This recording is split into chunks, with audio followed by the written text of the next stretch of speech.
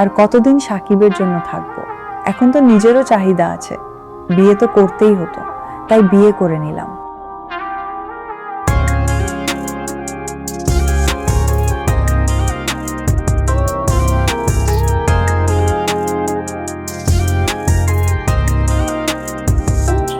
ঈদের ছুটিতে দ্বিতীয় স্বামীর সাথে সিঙ্গাপুরে ঘুরে বেড়াচ্ছেন ঢালিউড কুইন অপু বিশ্বাস।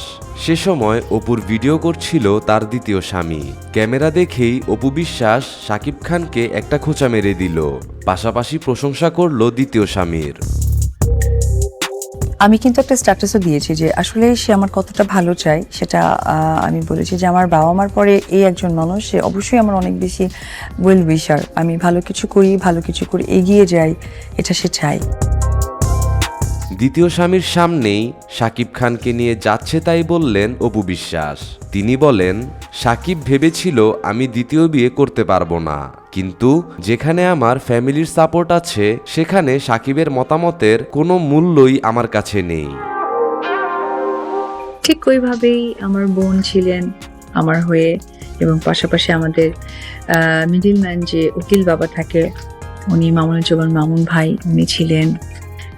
একদম রান্নাঘর থেকে হলুদ লাগাতে হয়, যেটা কাজী বললেন, সেই হলুদ লাগিয়ে।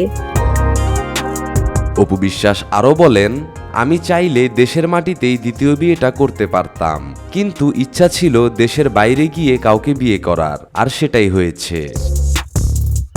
সেইখানে আসলে আমরা দুজন ডিসিশন নিই, আমরা বিয়ে করছি এবং আমরা দুজনের প্রতিজ্ঞাবদ্ধ এবং ভালো থাকবো, হ্যাপি থাকবো, সুন্দর জীবনযাপন কাটাবো। পরবর্তী সময় সেই রিসর্ট আমরা বুকিং করি। সেই বুকিং করার পর আমরা সেখানে যাই, আমরা ওখানে 1 নাইট স্টে করি।